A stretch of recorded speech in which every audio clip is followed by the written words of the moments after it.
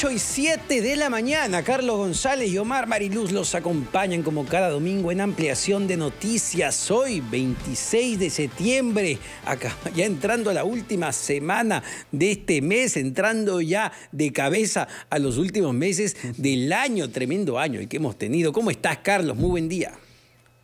Muy buenos días, Omar. Un gusto saludarte. Un fuerte abrazo desde Trujillo, Región La Libertad.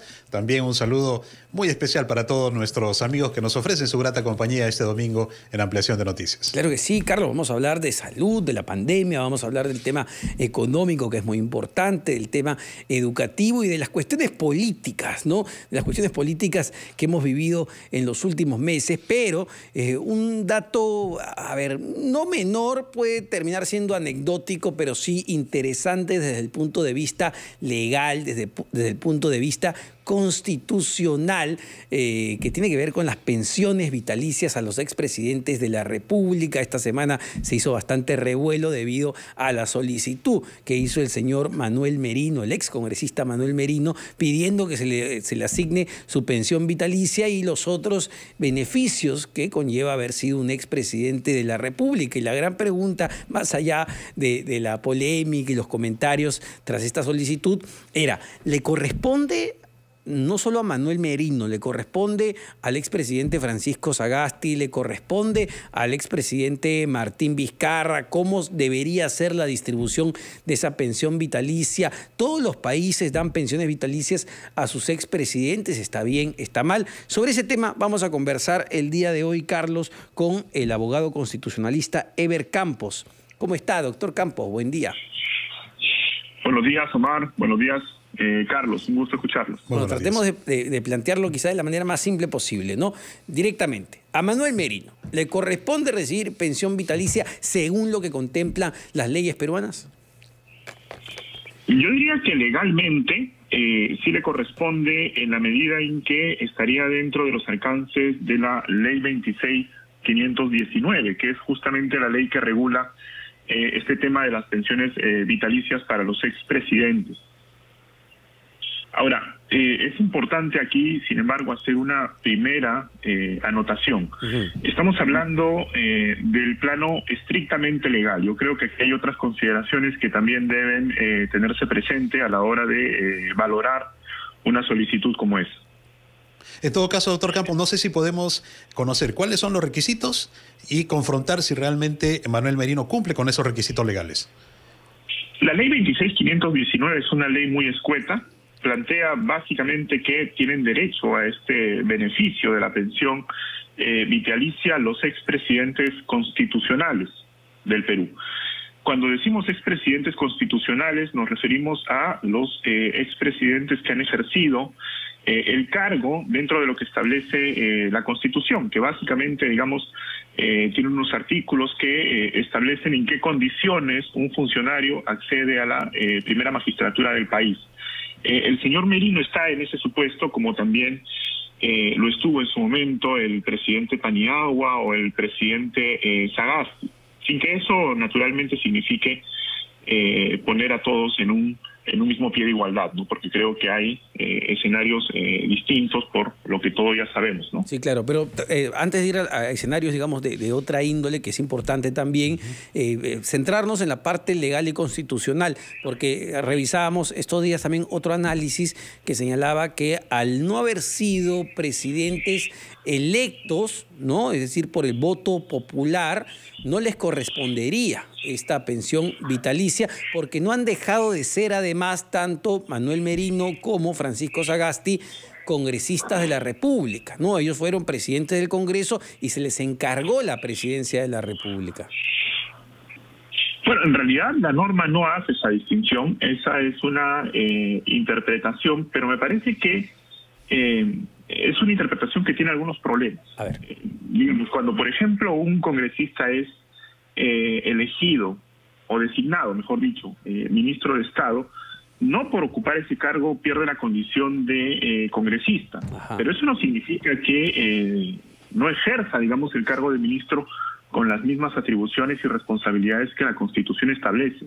Lo mismo sucede con el caso de los congresistas que de acuerdo a lo que prevé el artículo 115 de la Constitución, acceden a la presidencia de la República. Ellos ejercen el cargo con las mismas responsabilidades y deberes que este establece. No hay, digamos, ahí una diferencia relevante, digamos, en términos estrictamente legales. La norma no hace esa diferencia. Lo que pasa es que, claro, aquí nos enfrentamos ante una situación que, vista críticamente, resulta un poco desproporcionada. Así es. Porque el señor Merino estuvo en el cargo de presidente 6 días, de los cuales probablemente habrá tenido apenas 2 días para ejercer el cargo efectivamente, porque entre elegir al presidente del Consejo de Ministros y designar a su gabinete de ministros, se le deben haber pasado 2 o 3 días más. Entonces, claro, alguien puede decir, con toda la justicia del mundo, ¿cómo así una persona que ha estado en el cargo por un lapso tan breve, extremadamente breve, puede acceder a una pensión de esta naturaleza? Yo lo que diría ahí, partiendo de ese primer elemento, es que el caso de Merino no es igual que el caso de los expresidentes Paniagua o Sagasti, que también accedieron a la presidencia como consecuencia, digamos, de la línea de sucesión presidencial. ¿Por qué no sería igual? ¿Qué los diferencia? Yo creo que los diferencia básicamente el lapso durante el cual ejercieron el mandato. El presidente Paniagua y el presidente Sagasti fueron realmente presidentes de transición, es decir, fueron presidentes que ejercieron el cargo de manera plena, que realizaron, digamos, gestión pública durante el tiempo que estuvieron en la presidencia y que además fueron responsables de llevar adelante la transición política para dar paso a un nuevo gobierno. El señor Merino estuvo 6 días, menos de una semana.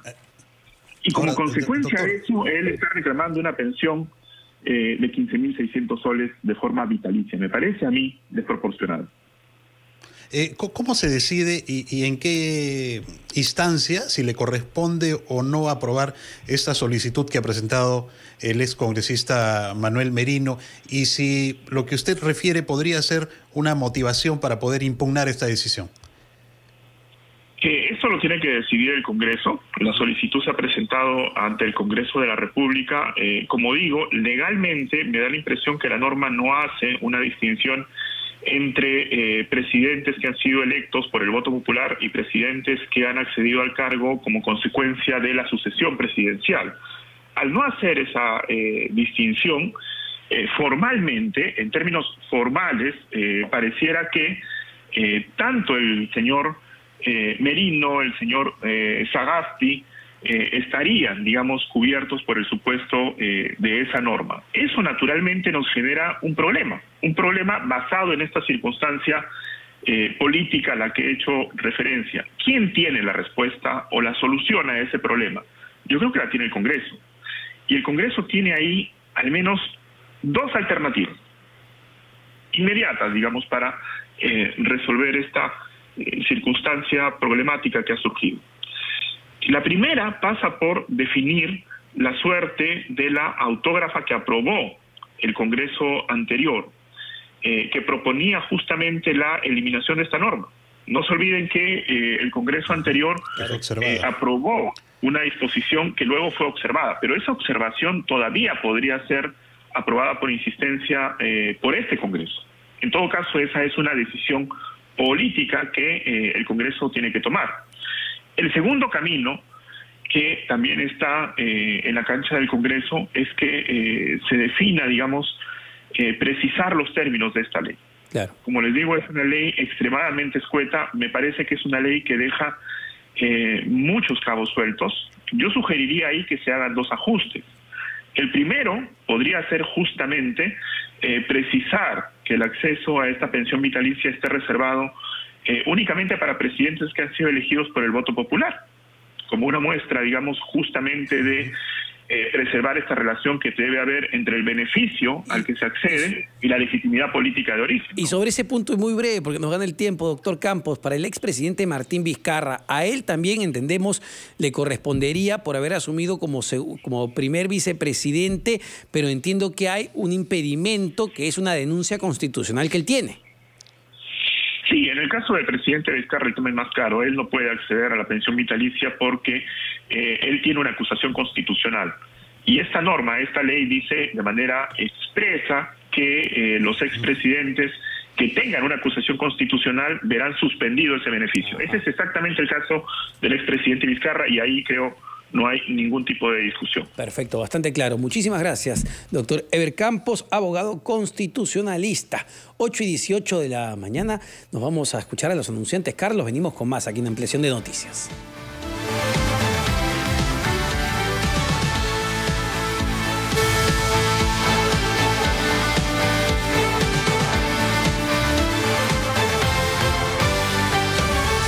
Gracias por su apoyo, su ayuda que nos está brindando a mi olla como a Agrupación Familiar Los Heraldos de Motupe.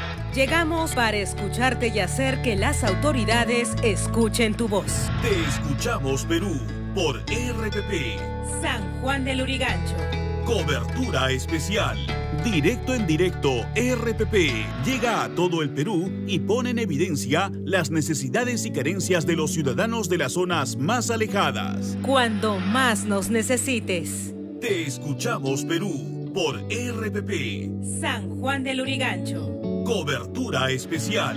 RPP, la voz del Perú. Dicen que en la zona está encendida, que el bajo reventando tu bocina. Quieres música urbana, pues toma. Lo que suena es Radio La Zona de la noche y la escucho por la mañana. Cuando me voy de party todo el fin de semana. Esa es la que escuchas tú. La Zona. Radio La Zona en Lima 90.5. Tu música urbana. Las noticias cambian rápido, pero para nosotros es importante detenernos para analizarlas y debatirlas. Cada noche te presentamos entrevistas para poder entender lo que sucede a diario en el país. Soy Jaime Chincha y en el Perú de hoy, nada está dicho.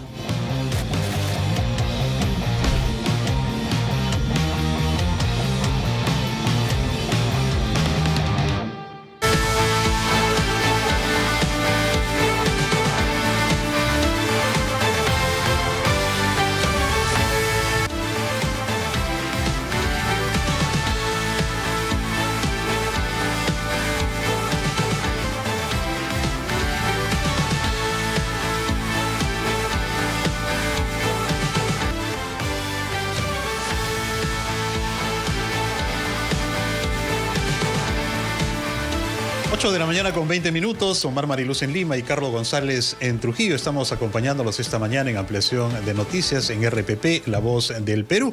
Es siempre un tema recurrente, ¿no? Cuando nuevos congresistas asumen sus funciones, hay un cuestionamiento en relación al dinero que reciben los parlamentarios por gastos de instalación, según se denomina, que llegan a un monto de 15.600 soles, ¿no? ¿Quiénes realmente deberían recibir este importante monto de dinero y para qué fines?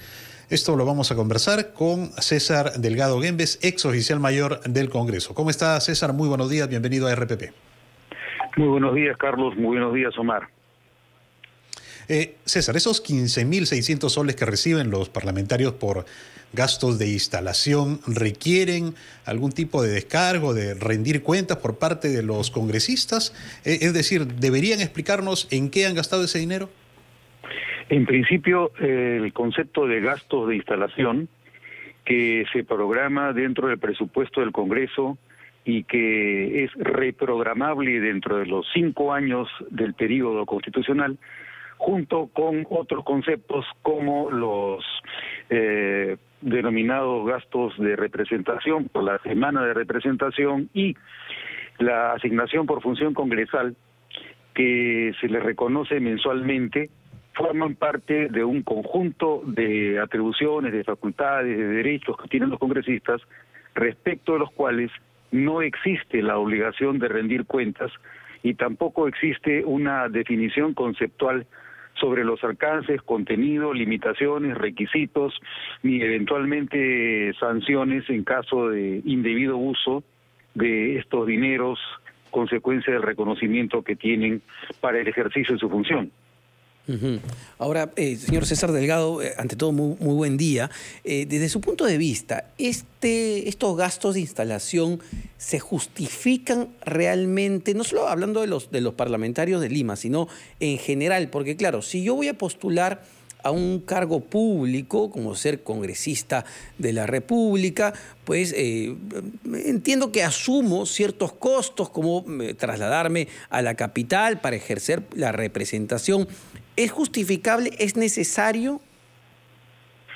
En principio es un concepto que se ha venido reconociendo en la historia política del Perú prácticamente desde los inicios de la República. O sea, no ha existido ningún tipo de limitación respecto de la necesidad de cubrir este tipo de egreso para el ejercicio de la función. Y tiene que ver con mayor razón a partir de la Constitución del año 1993, con el reconocimiento de la función parlamentaria o representativa como un cargo de tiempo completo y de dedicación exclusiva. Antes de la Constitución del año 1993, los congresistas tenían libertad para poder ejercer su profesión o desempeñar cualquier otro tipo de actividad. La restricción que impone la Constitución del 93 y además el reglamento del Congreso actual los obliga a tener una relación exclusiva con el ejercicio de la función representativa, lo cual genera una exigencia adicional y por lo tanto justifica con mayor razón que se les asigne este tipo de gastos para la instalación. Ahora, como ustedes mencionan, existe una diferencia entre el concepto de instalación para congresistas que vienen de provincias, independientemente del estatus socioeconómico con el que ellos llegan al ejercicio representativo, y el caso de los congresistas que viven en una zona más próxima a la capital, donde está la sede del Parlamento. Son diferentes casos y existe un solo concepto económico para todos ellos por igual, en razón a que la función sigue siendo la misma y no se ha hecho distingo respecto de las necesidades distintas que puedan tener quienes deben dejar el ejercicio de sus responsabilidades profesionales, ocupacionales previas y el inicio de la nueva función. Por ejemplo, hemos visto recientemente el caso del señor Bustamante, que decía que él necesitaba utilizar los gastos de instalación para efectos del inicio de sus tareas dentro de la lógica de la navegación virtual. Tenía que comprar computadora con dedicación exclusiva, un servicio de acústica, iluminación, dedicación exclusiva de un televisor, etcétera, etcétera, que a su parecer justificaba el uso de esos gastos de instalación, no obstante que él haya sido elegido en la circunscripción de Lima Metropolitana. Ahora, César, pero tiene mucha lógica y sentido hacer esta distinción, pero ¿por qué no se hace, no? Si está claro que los congresistas de Lima no lo requieren tanto como los congresistas que vienen de otras regiones. En todo caso, podríamos estar hablando, el congresista Ernesto Bustamante ha dicho que no, pero aparentemente esto parecería más que todo una gollería. Bueno, esa es una manera de calificar el uso del dinero. No sabemos, no tenemos suficiente información y como no tiene una regulación institucional, no es posible tampoco exigir más que lo que la actual situación demanda. O sea, para los congresistas, como señalo, los gastos de instalación, tanto como el monto que se les reconoce para la semana de representación, que son 2.800 soles, o el concepto de asignación por función congresal, que son 7.800 soles mensuales, no están sujetos a rendición de cuentas. Si existiese ese tipo de previsión, sería exigible. No existe. Si no existe, todo queda en el ámbito de la discrecionalidad y del criterio que deben tener quienes son elegidos para que desempeñen una función representativa. Entonces, en buena cuenta, ante lo que nos encontramos es ante la idoneidad humana, personal, ética de los congresistas que desempeñan una función representativa. Ahora, más allá de los gastos de instalación, el Congreso... Para ese supuesto, obviamente sería reprochable, ¿no? Le preguntaba, señor César Delgado, más allá de los gastos de instalación, nuestro Congreso, ¿no? El Parlamento peruano, ¿es caro en comparación a otros parlamentos de países similares al nuestro, como Colombia, como Chile? Bueno, hay casos en los que los congresistas reciben bastante más que lo que recibe un congresista peruano, y hay casos en los que los congresistas reciben muchísimo menos. Todo depende de cómo es que cada país regule este tipo de relación representativa. No pasemos por alto una característica que es bastante especial en el caso peruano. En el caso peruano se les exige... Tuvimos, creo, un detalle... Eso no era así históricamente. Perfecto, el señor César Delgado Gumbes, ex oficial mayor del Congreso, sobre este tema que, de todas maneras, siempre al inicio de toda legislatura, de la instalación de un nuevo Congreso, genera este nivel de polémica. Lo claro es que las leyes están ahí, dicen concretamente que se otorga este gasto de instalación absolutamente a todos los parlamentarios. Algunos, los de Lima, algunos deciden renunciar a estos 15.600 soles, otros no lo justifican, pero mientras no se cambie la ley, no se puede hacer nada. Y adicionalmente, Omar, plantearle... Adicionalmente, Omar, hay otro concepto que me parece importante tenerlo presente. Hay muchos congresistas que dicen renunciar y que no solicitan ese concepto, pero como la naturaleza de esta previsión es por todo el periodo constitucional, claro, nada impide que si el primer año no lo solicitan, sí puedan solicitarlo en el segundo, tercero, cuarto o quinto año, y por lo tanto, como es una previsión obligatoria, debe reprogramarse esa partida y entregársela al congresista, no obstante que lo solicite el quinto año de su periodo parlamentario. Ahora, señor Delgado, por su conocimiento, por su experiencia, ¿usted considera que debería anularse este beneficio para los congresistas? A mí me parece que la regulación de este tipo de conceptos debe verse en términos del modelo que tenemos. No puede observarse a partir de las deficiencias que los operadores puedan tener. Este tipo de enfoque es el que nos ha llevado a cometer errores garrafales, como por ejemplo la supresión de la reelegibilidad de los congresistas o la supresión de la inmunidad parlamentaria, que a mí me parece que son esenciales para que las instituciones funcionen, más allá de los malos usos.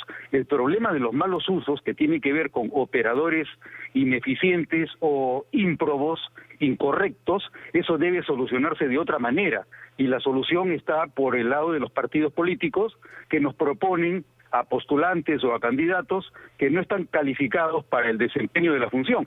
Esa tarea debe exigírsele a los partidos políticos. No se puede corregir mediante la eliminación de atributos de nuestro modelo o de nuestro sistema que está diseñado para funcionar sobre la base de operadores apropiados e idóneos. Mientras que ese supuesto no se cumpla, lamentablemente correcciones como la eliminación de la reelección de los parlamentarios o de la inmunidad parlamentaria, lo que va a hacer es generarnos más deficiencias en el desempeño de nuestro sistema político. Perfecto. Muchísimas gracias, señor César Delgado Gumbes, ex oficial mayor del Congreso. Son las 8:31 de la mañana. Carlos, vamos a escuchar los titulares y venimos con más aquí en Ampliación de Noticias.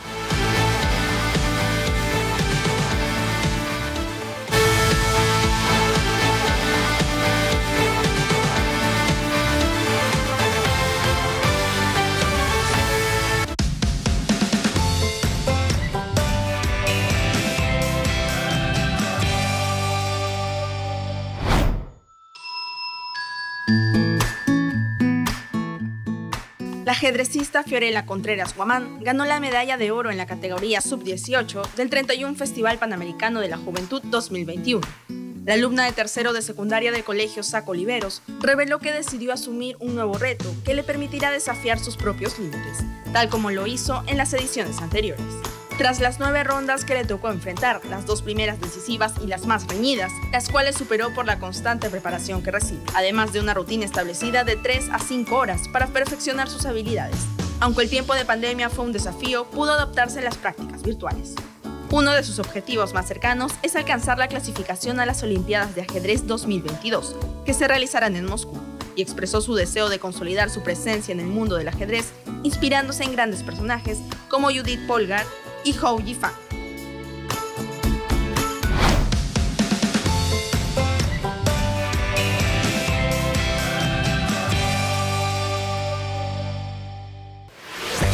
Una líder, una gobernante. Este año, la era de Angela Merkel como canciller de Alemania llega a su fin. Pero, ¿cuál es su legado para más allá de la frontera alemana? No te pierdas el documental Angela Merkel, estabilidad en un mundo de crisis. Un importante material de archivo, entrevistas y comentarios de expertos que analizan los desafíos que superó la primera mujer canciller en Alemania. Angela Merkel, estabilidad en un mundo de crisis. Este sábado 25 a las 8 de la noche y el domingo 26 a las 7 de la noche por RPP Televisión. 17 años antes, las portadas de revistas, los anuncios memorables y leyendas infinitas, los conciertos donde el puño se agita y la garganta grita. Las voces que pasaron, pero seguirán sonando 17 años adelante, conectados. No nos para nadie. Y aunque todo cambie, nuestra pasión por la buena música es eterna. Escucha Radio Oxígeno. 17 años respirando buena música. La rotativa del aire, edición mañana. Desde muy temprano te presentamos información útil y confirmada. Junto a nuestros reporteros y corresponsales en todo el país. Te llevamos la información directo en directo. Acompáñanos en la rotativa del aire, edición mañana. La rotativa del aire, edición mañana. Con Jaime Chincha y Mabel Huertas. Por RPP, la voz del Perú. Gracias por su apoyo, su ayuda que nos está brindando a mi olla como a Agrupación Familiar Los Heraldos de Motupe. Llegamos para escucharte y hacer que las autoridades escuchen tu voz. Te escuchamos, Perú, por RPP. San Juan del Lurigancho. Cobertura especial. Directo en directo, RPP llega a todo el Perú y pone en evidencia las necesidades y carencias de los ciudadanos de las zonas más alejadas. Cuando más nos necesites. Te escuchamos, Perú, por RPP. San Juan del Lurigancho. Cobertura especial. RPP, la voz del Perú.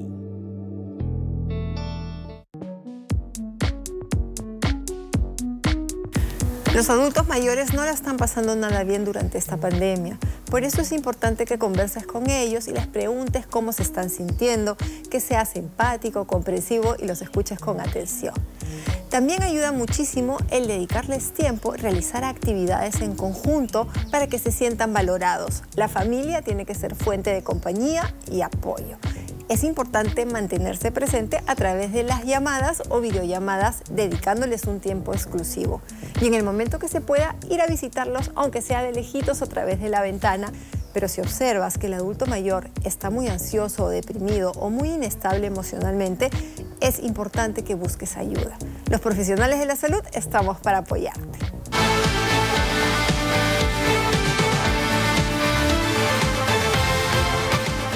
Son las 8:36 de la mañana. Carlos González y Omar Mariluz los acompañan en ampliación de noticias con todo el análisis de la información de lo que fue y será noticia. Y un tema importante, Carlos, tiene que ver con el proceso de extradición que enfrenta el expresidente Alejandro Toledo. El día viernes se realizó la audiencia en California. El juez Thomas Hickson escuchó a las partes, escuchó a la Fiscalía de los Estados Unidos, que lleva la parte peruana, escuchó a la defensa del expresidente Alejandro Toledo. Esto fue vía Zoom y queremos entender en qué parte del proceso estamos, cuáles son los escenarios que se abren a partir de aquí y sobre todo, cuán cerca o cuán lejos nos encontramos de la extradición del expresidente Alejandro Toledo. Para eso estamos ya conectados con el abogado penalista Carlos Caro. ¿Cómo está, doctor Caro? Muy buen día.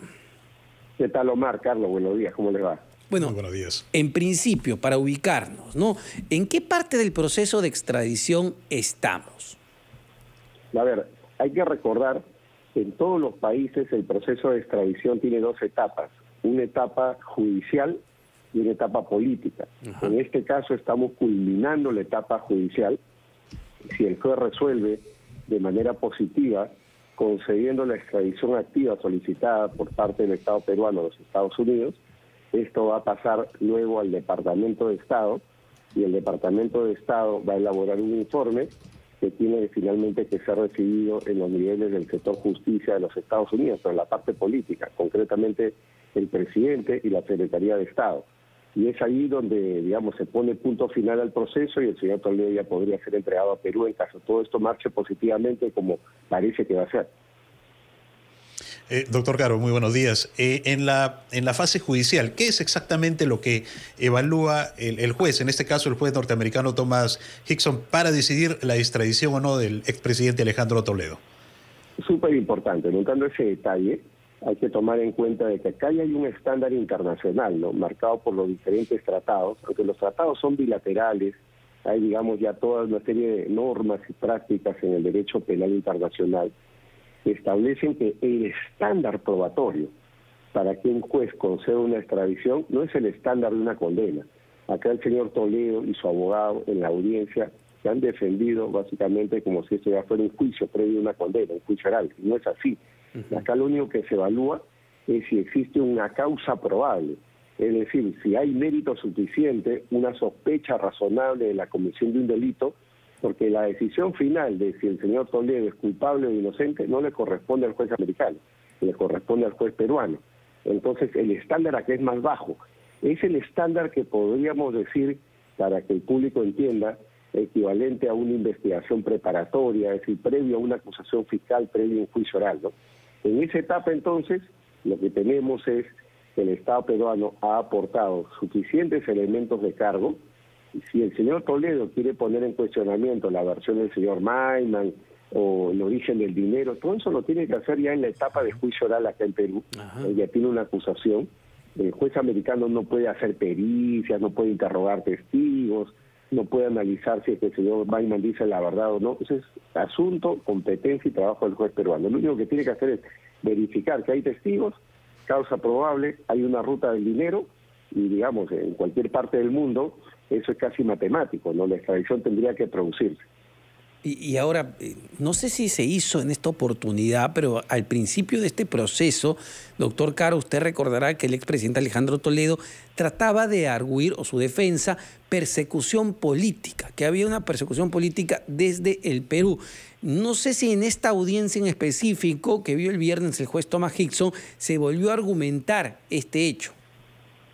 Ya no ha ingresado, digamos, al argumento de la persecución política. Todo eso es en verdad cuestiones que podríamos decir son fuegos artificiales, ¿no? Porque ya cuando uno se sienta ante un juez americano, si el abogado o el propio señor Toledo alega persecución política, el juez hace un alto a la audiencia y le dice: a ver, señor, ¿puede ver usted en qué consiste la persecución política?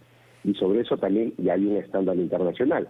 Persecución política significa fiscalía tomada, poder judicial tomado, policía tomada. No estamos acá en Venezuela, ¿no?, donde el Poder Judicial o los jueces supremos son nombrados por el presidente, por el Congreso de mayoría chavista. No hay ninguna sospecha en ese sentido. Es más, ya han pasado tantos gobiernos, desde el fin del gobierno del señor Toledo, ha pasado el gobierno de García, el señor Humala, el señor Kuczynski, el señor Vizcarra, etcétera. Entonces, no hay, digamos, una línea de defensa seria que el señor Toledo o su abogado puedan trazar para hablar de persecución política acá. Por eso que ni lo han tocado, porque si lo tocaran, en verdad, como les digo, el juez devuelve la pelota y le dice: ya, pruébame para ver si estamos hablando en serio o no, ¿no? Y si el abogado se queda callado, el señor Toledo no dice nada al respecto, es un punto, un gran punto en contra de ella, ¿no? Ahora, doctor Caro, tras la decisión del juez Hickson, ¿hay una posibilidad de apelación por parte de la defensa del expresidente Alejandro Toledo? ¿Quién asume ese proceso y cuáles son los plazos?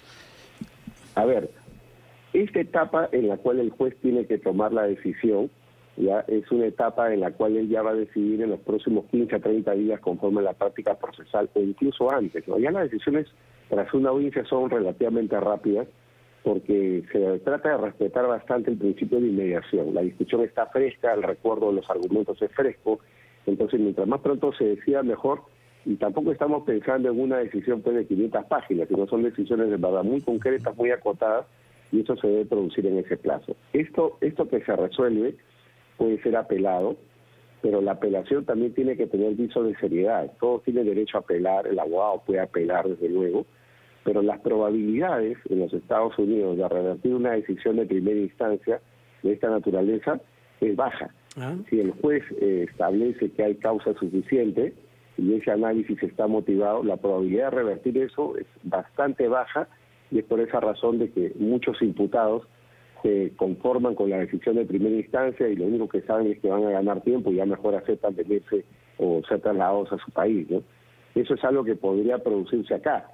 Si el señor Toledo quiere litigar hasta el final, va a tener que apelar, y esa decisión de segunda instancia se va a producir todavía en los próximos 6 meses, como muy pronto, ¿no? Entre 6 meses y 1 año incluso.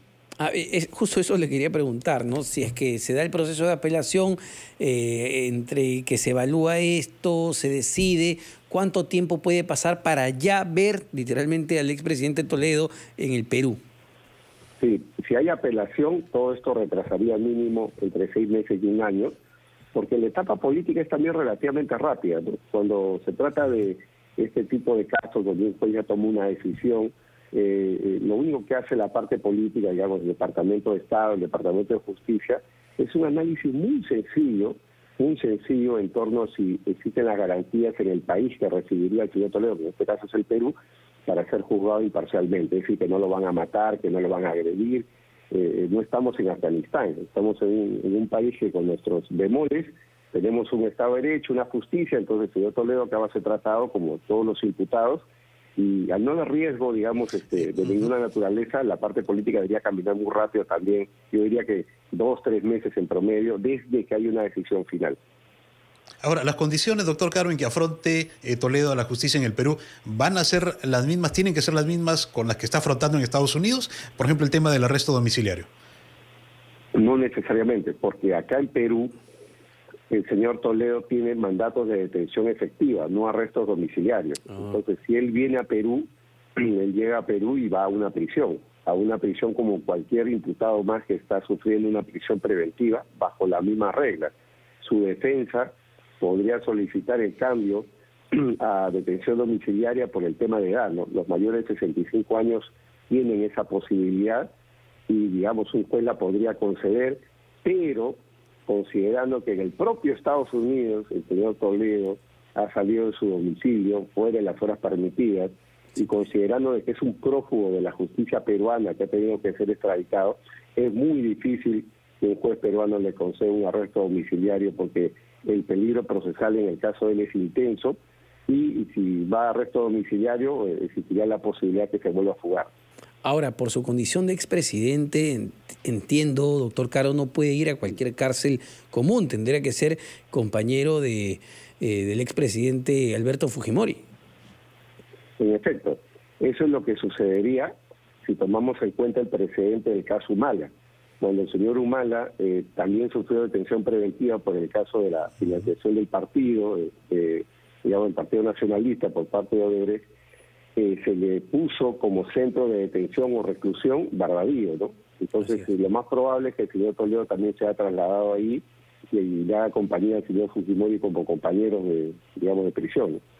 Así es, bueno. Finalmente, doctor Caro, ¿a cuánto podría llegar realmente la pena que enfrente el expresidente Toledo por estos delitos de soborno y lavado de activos que tiene que rendir cuentas a la justicia? Mire, para tomar en cuenta un precedente, ¿no? En el caso de la señora Keiko Fujimori, por ejemplo, ella tiene una acusación por más de 30 años, y en el caso del señor Toledo estamos hablando prácticamente de lo mismo. A él se le imputa corrupción más el delito de lavado de dinero, lavado de activos, y como acá en el Perú las penas se pueden sumar hasta un máximo de 35, las penas por estos casos oscilan entre 25 a 30 años, que es más o menos lo que le han pedido a la señora Fujimori. Entonces el señor Toledo tiene ese margen también de riesgo penal. Wow, bueno, importante. Así que pendientes de lo que pasa en los Estados Unidos. Muchísimas gracias, doctor Carlos Caro, por esta clarísima explicación. 8:46 de la mañana, Carlos. Vamos a escuchar los anunciantes. Muchas gracias a usted, doctor. Y venimos con más en Ampliación de Noticias.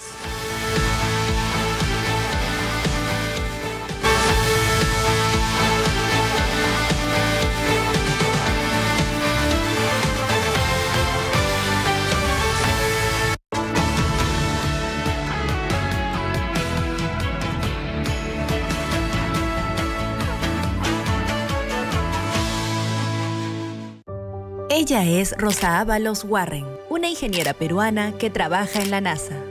Desde pequeña siempre me encantó la ingeniería y quise cambiar la idea que era una carrera solo de hombres. Ahora trabajo en la NASA como gerente de misiones de vuelos tripulados y amo lo que hago. Solo el 31% de mujeres a nivel nacional trabajan en carreras de ciencias e ingenierías y necesitamos ser más.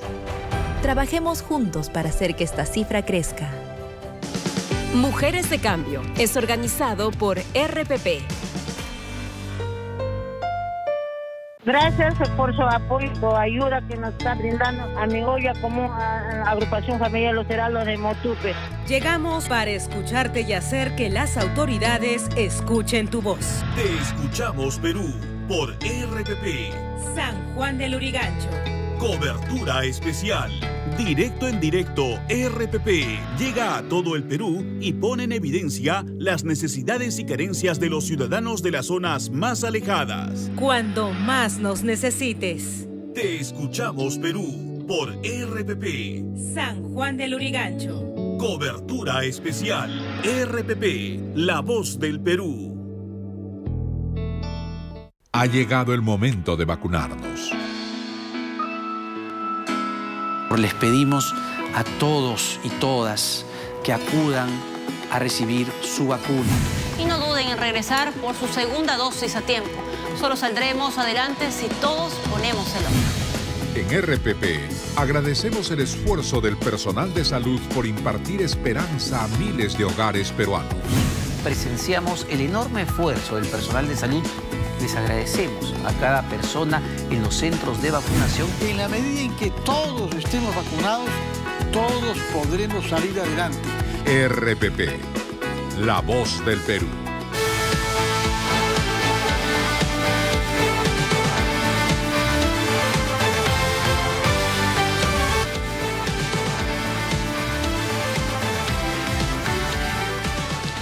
Ocho de la mañana con 49 minutos. Omar Mariluz en Lima y Carlos González en Trujillo.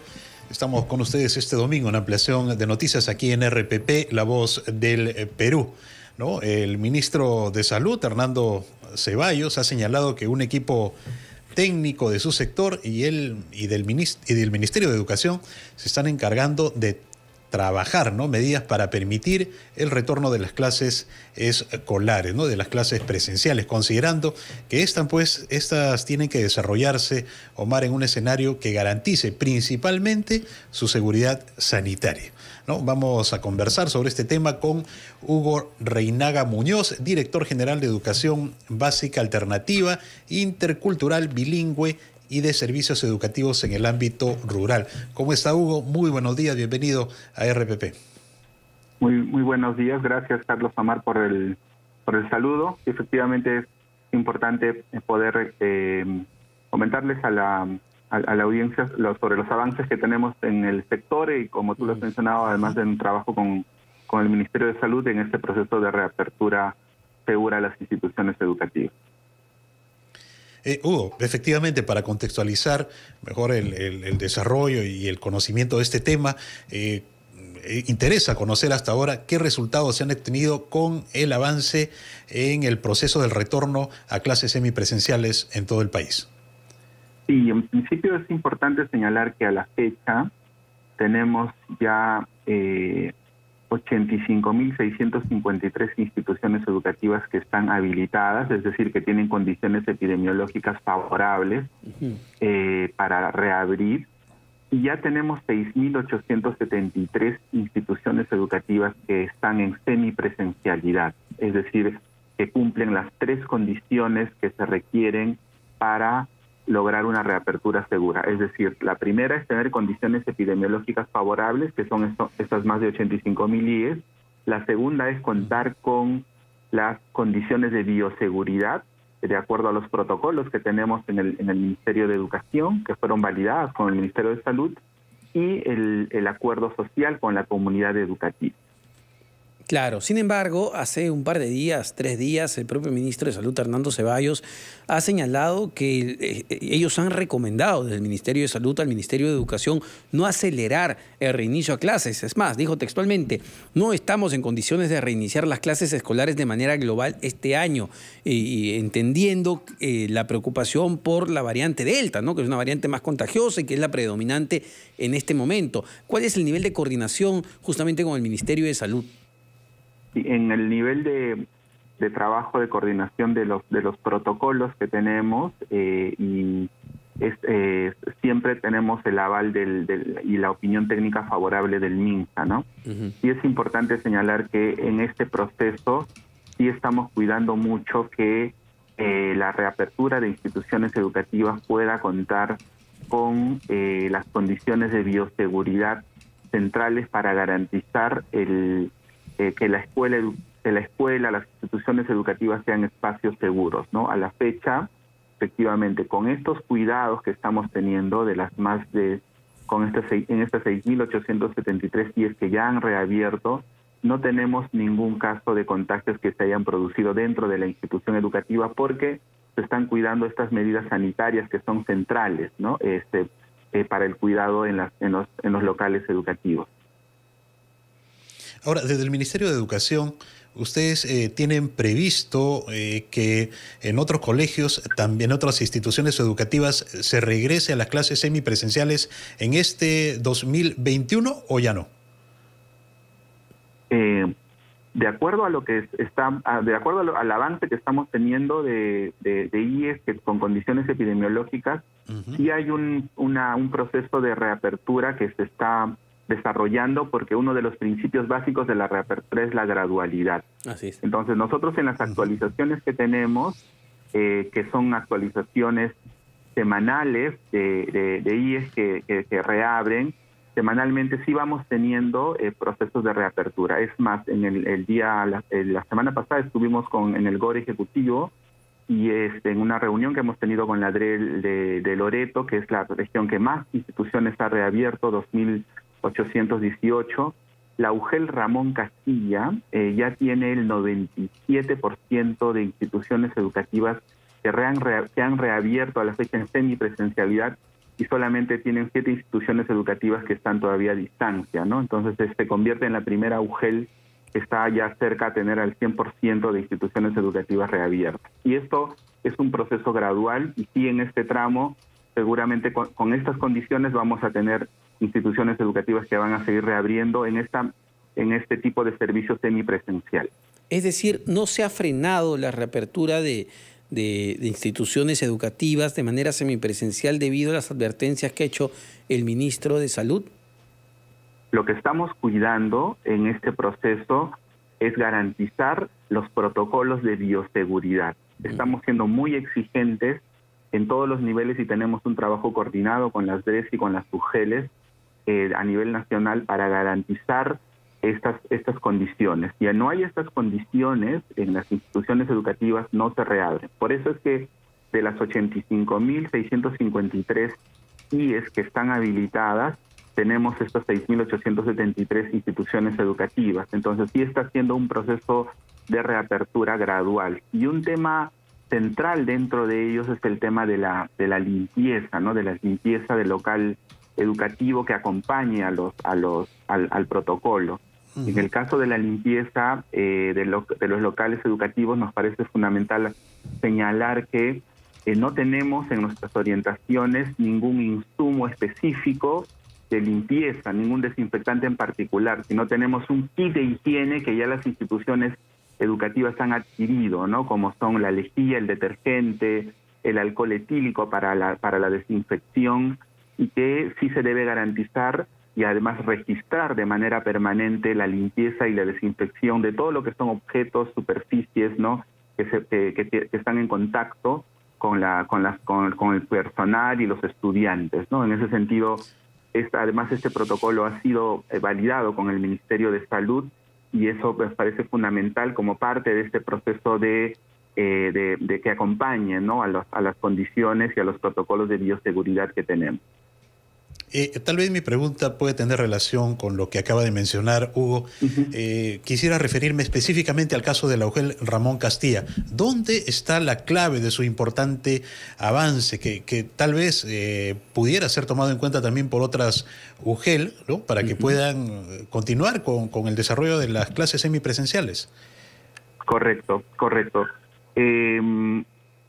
Hemos conversado con la directora de la UGEL y nos ha dicho, primero, es un trabajo coordinado con todas las autoridades de la provincia, es decir, las direcciones regionales de salud, los alcaldes distritales y los directores de las instituciones educativas para trabajar en una ruta de coordinación y de diálogo y de comunicación a las familias sobre la importancia de esto de este proceso de reapertura para el aprendizaje de los hijos, para el bienestar socioemocional y los cuidados que se van a tener en la escuela, y además, y esto se ha combinado con una demanda social que ha venido de las mismas familias, ¿no? Entonces ha sido un trabajo que ha sido estrecho de comunicación, de coordinación a nivel de toda la provincia, y eso ha permitido, y junto con ello, un tema además fundamental es que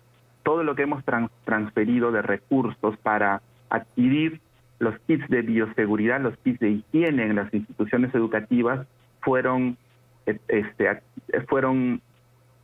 transferidos a las instituciones educativas, como las mascarillas, y los directores además han hecho una compra adecuada de todos los insumos que se requieren. Con ese conjunto de elementos ha permitido tener este nivel de desarrollo, pero además sí es importante señalarles que ya hay varias regiones que en esta misma línea que están trabajando para poder tener un proceso de retorno gradual en esta etapa que queda, porque sí es fundamental para garantizar el aprendizaje y la condición socioemocional de nuestros estudiantes, que podamos reabrir las instituciones educativas bajo estos contextos de seguridad y de bioseguridad, ¿no? Claro que sí. Una pregunta muy corta. ¿Cómo se ha avanzado con el proceso de vacunación a los maestros? ¿Qué porcentaje de ellos ya están vacunados completamente, totalmente protegidos con ambas dosis? Sí, esto es ya hasta el momento en la educación, a nivel de la educación básica, tenemos solamente 15% de docentes, o sea, es un poco más de 100.000 docentes estarían quedando por vacunar, de un total de 650.000 docentes que ya han tenido al menos una dosis de vacunación, y la meta que tenemos es llegar al 100% de docentes vacunados